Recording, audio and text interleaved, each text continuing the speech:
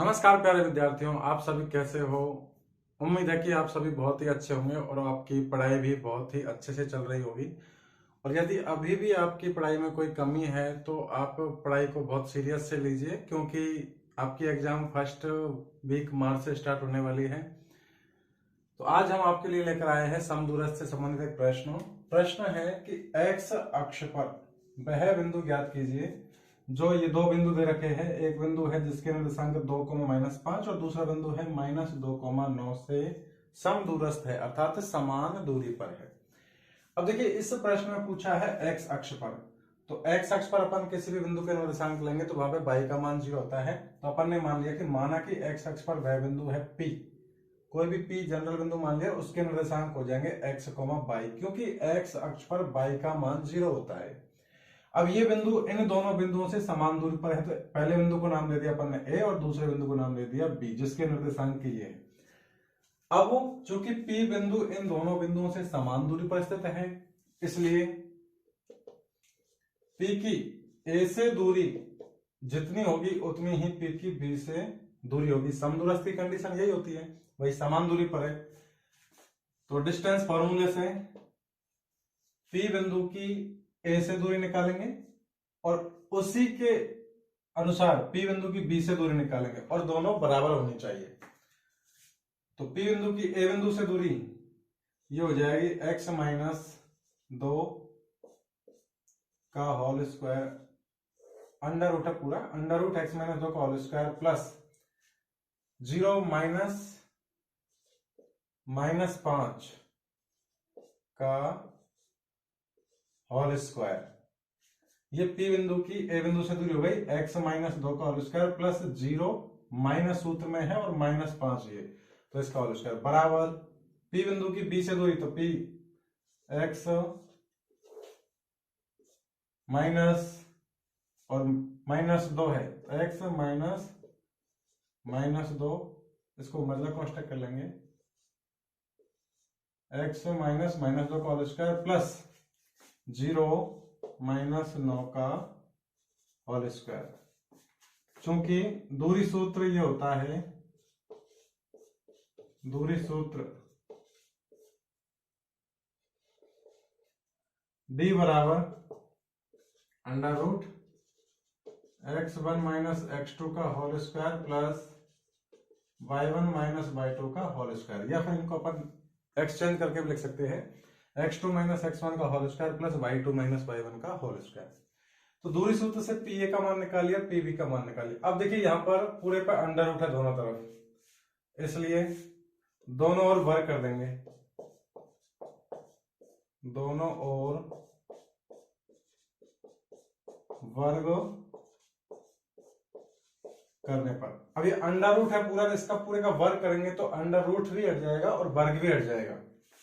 तो इसलिए ये रह जाएगा सिर्फ x -2 का होल स्क्वायर प्लस, ये 0 है और माइनस इंटू माइनस प्लस हो जाएगा, तो 0 + 5 इसका होल स्क्वायर बराबर, क्योंकि ये सब पूरे का अंडर रूट है, पूरे का फिर स्क्वायर करेंगे तो पूरा अंडर रूट हट जाएगा और उस पर स्क्वायर है वो भी हट जाएगा। फिर अगली टर्म में ये है बराबर x, ये माइनस इंटू माइनस प्लस हो जाएगा, तो x +2 का होल स्क्वायर प्लस 0 -9 का होल स्क्वायर। अब यहां से देखिए x -2 का होल स्क्वायर, ये a - b का होल स्क्वायर से खुलेगा, तो ये हो जाएगा x² + 2 का वर्ग 4 और माइनस दोनों के गुणनफल का दुगना, -2 गुणा x, और यहाँ पे भी आप ऐसे चाहो तो ऐसे लिख सकते हो 2 का वर्ग प्लस ये 0 और 5 ही होंगे और 5 का वर्ग करेंगे तो ये जाएगा 25 बराबर। इसी प्रकार x + 2 का होल स्क्वायर करेंगे तो x का स्क्वायर प्लस 2 का स्क्वायर प्लस 2 गुणा x गुणा 2, यानी पहला पद का वर्ग प्लस दूसरे पद का वर्ग प्लस 2 गुणा पहला पद गुणा दूसरा पद, प्लस ये 0 - 9, ये माइनस के 9 होंगे और माइनस के 9 का वर्ग करेंगे तो ये आएगा 81। वर्ग चाहे प्लस की संख्या करो या माइनस की, क्योंकि वर्ग सदैव ही प्लस का होगा। अब यहां से देखिए x² + 4, ये -4x हो जाएगा प्लस 25 बराबर एक्स स्क्वायर प्लस का 4 और ये प्लस का 4x प्लस का 81। अब देखिए दोनों तरफ एक्स स्क्वायर प्लस का है, एक्स स्क्वायर प्लस का कट जाएगा क्योंकि इसको इधर लाएंगे तो माइनस हो जाएगा, वैसे कट जाएगा। ये प्लस का 4 है, इधर प्लस का 4 है, कट जाएगा। यहाँ पे माइनस का 4x है, उधर प्लस का 4x है, तो ये 4x इधर ऑलरेडी है, इस 4x को उधर ले आएंगे तो ये हो जाएगा प्लस का 4x। यहाँ पे 25 है प्लस का, इधर 81 है प्लस का, 81 को इधर लाएंगे ये हो जाएगा माइनस का 81। अब देखिए ये हो गया 4 और 4 8, 8x बराबर ये 81 में से 25 जाएगा तो ये बचेगा माइनस का 56, क्योंकि 56 और 25 81 होते हैं। अब यहां से ये 8x का मान है इसलिए x का मान हो जाएगा माइनस का 56/8 यानी माइनस का 7। ये मान आया x का। तो अतः अभिष्ट बिंदु P जो अपन ने x, 0 माना था वो हो जाएगा -7, 0 है, जो कि बिंदुओं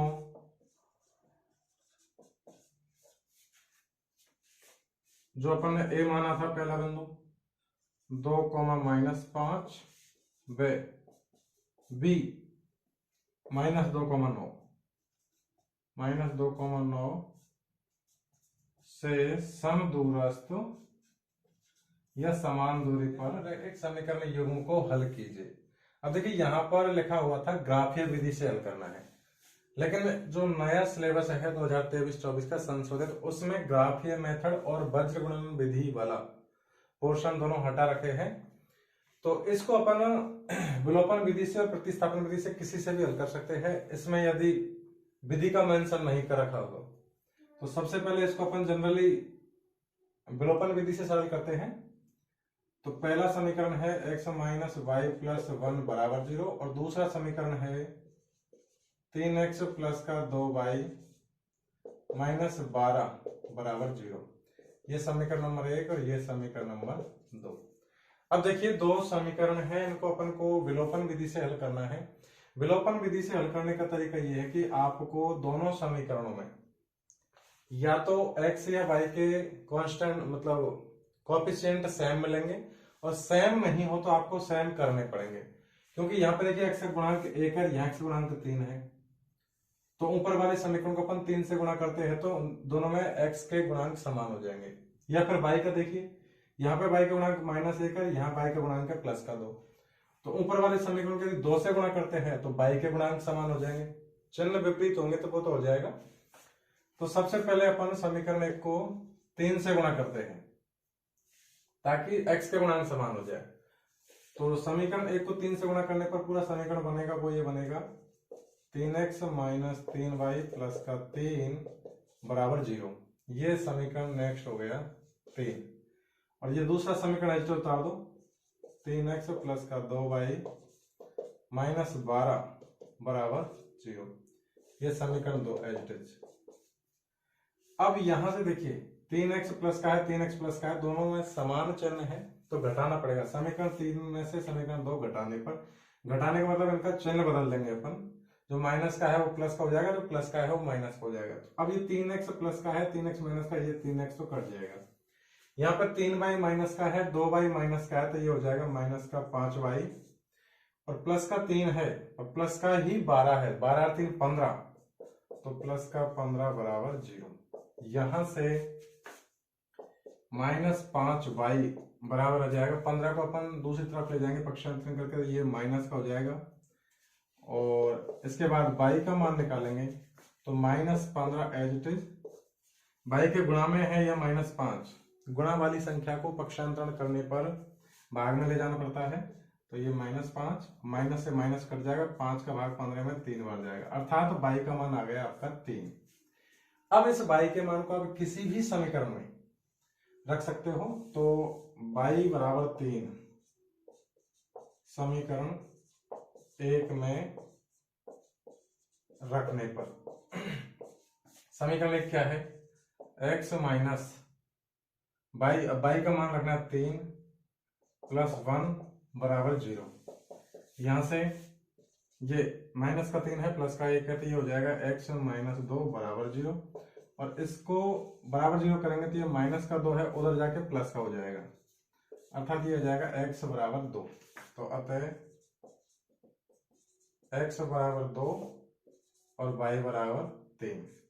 अब ये दोनों मान x बराबर 2 और y बराबर 3 दोनों समीकरण को सेटिस्फाई करते हैं। कैसे, देखिए x का मान 2 रखेंगे और y का मान 3 रखेंगे, तो 2 माइनस 3 माइनस का 1 और प्लस का 1 0 हो जाएगा।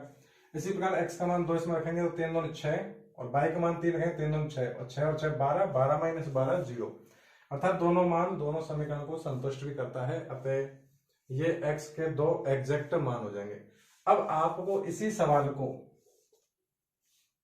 प्रतिस्थापन विधि से हल करना। 6 मीटर वाले के ऊर्ध्वाधर स्तंभ की भूमि पर छाया की लंबाई 4 मीटर है, जबकि उसी समय एक मीनार की छाया की लंबाई 20 मीटर है, तो मीनार की ऊंचाई क्या होगी। मान लीजिए कि ये कोई स्तंभ है ABC, जिसमें AB स्तंभ की ऊंचाई है और ये इसकी छाया है BC। तो स्तंभ की ऊंचाई दे रखी 6 मीटर, उस टाइम पर उस स्तंभ की छाया है 4 मीटर, जबकि उसी टाइम पर एक मीनार है जिसकी ऊंचाई आपसे पूछा जा रहा है, यदि उसकी दे रखी है आपको छाया।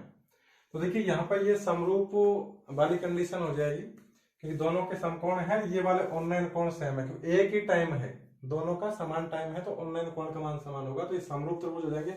और समरूप संगत भुजाओं का अनुपात समान होता है।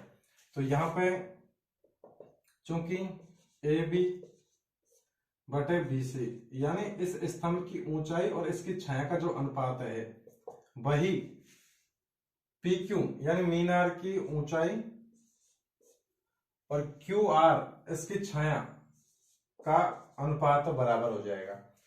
अब देखिए AB का मान है 6 और BC यानी छाया स्तंभ की ये है 4। यहां मीनार की ऊंचाई आपसे पूछा जा रहा है, तो इसको आप H ही मान सकते हो, और इसकी छाया है 20 मीटर।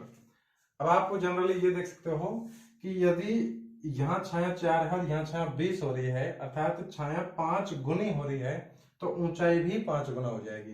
या फिर इसको सरल कर लीजिए, काट के 4 से 20 कटेगा 5 बार और बज गुना करेंगे तो ये हो जाएगा H बराबर 6 को 5 से गुना करेंगे तो ये आएगा 30 मीटर।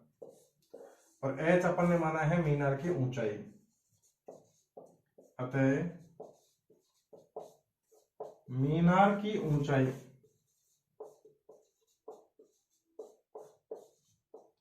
H बराबर 30 मीटर। देखिए यहाँ पे कंसेप्ट समरूप वाला है और इस प्रश्न को बना रखा है ऊंचाई दूरी वाले प्रश्न पर आधारित, तो आपको यहाँ थोड़ा सा घबराना नहीं है और सीधा कंसेप्ट इसमें समरूपता वाला लगेगा। दो त्रिभुज यदि समरूप हो तो उनमें संगत भुजाओं का अनुपात समान, जो एक वृत्त के केंद्र से 5 सेमी की दूरी पर है। वृत्त पर स्पर्श रेखा की लंबाई 4 सेमी है। वृत्त की त्रिज्या ज्ञात कीजिए। मान लीजिए ये कोई वृत्त है जिसका केंद्र है O। अब ये कह रहा है कि वृत्त के केंद्र से 5 सेमी दूरी पर कोई बिंदु है A। तो वृत्त के केंद्र से 5 सेमी दूरी पर स्थित ये कोई बिंदु है A, अर्थात OA बराबर 5 सेमी। फिर ये बता रहा है कि वृत्त पर स्पर्श रेखा की लंबाई यानी जो भार बिंदु है P, उससे वृत्त पर खींची गई स्पर्श रेखा की लंबाई जो अपन ने चित्र में बनाया PA, यह दिखा रखा है सवाल में 4 सेमी। फिर आपसे पूछा जा रहा है कि वृत्त की त्रिज्या ज्ञात कीजिए। अब देखिए यहाँ पर एक कंसेप्ट लगता है पाइथागोरस थ्योरम वाला, कि ये वृत्त के केंद्र से बाहर बिंदु है P 5 सेमी दूरी पर स्थित, और उस बाहर वाले बिंदु से वृत्त पर खींची गई स्पर्श रेखा की लंबाई है 4 सेमी। खींची गई स्पर्श रेखा और त्रिज्या ये एक दूसरे के लंबवत होते हैं, और लंबवत होते हैं अर्थात 90 डिग्री के कोण पर मिलते हैं। तो यहाँ एक समकोण त्रिभुज का नियम लग गया। अब ये समकोण त्रिभुज बन गया, त्रिभुज P या OPA समकोण त्रिभुज हो गया। समकोण त्रिभुज होने की वजह से अब ये कर्ण का काम करेगा। इन दोनों में से ये कोई सा भी मान लीजिए, इसको लंब मान सकते हो, इसको आधार, या फिर इसको आधार और इसको लंब, क्योंकि एक न्यून कोण पर डिपेंड करता है।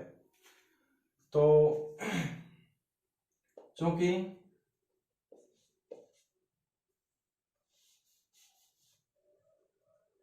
स्पर्श रेखा व त्रिज्या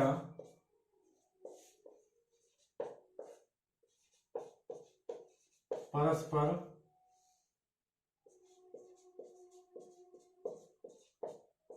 समकोण बनाते हैं,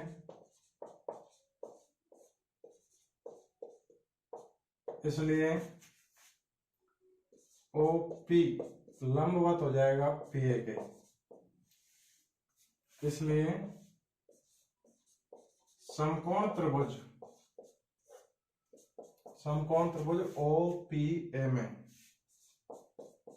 OPA में यहां पाइथागोरस थ्योरम लग जाएगी, पाइथागोरस प्रमेय या पाइथागोरस थ्योरम प्रमेय से। देखिए यहां पर त्रिज्या पूछ रहा है, तो त्रिज्या का वर्ग प्लस उस वाली भुजा 4 सेमी, इसका वर्ग यानी 4 का वर्ग बराबर ये कर्ण वाली भुजा 5, इसका वर्ग हो जाएगा। क्योंकि पाइथागोरस थ्योरम में क्या होता है कि कर्ण का वर्ग बराबर लंब का वर्ग प्लस आधार का वर्ग। अब इन दोनों में से आप कोई से को भी लंब और आधार मान सकते हो। यदि इस न्यून कोण की बात करोगे तो इसके लिए ये लंब हो जाएगा r और ये वाला कर्ण वो आधार हो जाएगा। और यदि इस कोण की बात करें न्यून कोण वाले की, तो इसके सामने वाली भुजा ये लंब और ये वाला आधार, जबकि 90 के सामने वाला फिक्स है, ये कर्ण ही होगा। तो यहां से देखिए r स्क्वायर बराबर 5 का वर्ग होता है 25 और इधर 4 का वर्ग 16 होता है, इसको इधर ले जाएंगे तो ये माइनस का हो जाएगा और 25 में से 16 जाएगा तो 9 बचेगा। ये आया r का वर्ग, r स्क्वायर बराबर 9, इसलिए r बराबर आ जाएगा 3 सेमी। क्योंकि 9 का वर्गमूल प्लस माइनस 3 आएगा, लेकिन त्रिज्या r का मान नेगेटिव नहीं हो सकता, इसलिए r का मान आएगा 3। और क्योंकि मात्रक सेंटीमीटर है, इसलिए ये त्रिज्या 3 सेंटीमीटर हो जाएगी। अब यहाँ पे देखिए इसमें सवाल में त्रिज्या पूछा है, हो सकता है इसी सवाल में आपसे वो वृत्त के केंद्र से बाह्य बिंदु की दूरी पूछ सकता है या फिर स्पर्श रेखा की लंबाई का मान पूछ सकता है। पर आपको ये ध्यान रखना है कि इसमें कंसेप्ट लगेगा पाइथागोरस थ्योरम वाला ही। तो ध्यान रखना है किस टाइप का प्रश्न पूछ रहा है, इसी में से पूछेगा या तो त्रिज्या पूछेगा या स्पर्श रेखा की लंबाई या फिर केंद्र की बाहर वाले बिंदु से सीधी दूरी। इसी प्रकार की और भी वीडियो देखने के लिए जुड़े रहिए हमारे चैनल से। फिर मिलते हैं नेक्स्ट वीडियो में, तब तक के लिए धन्यवाद।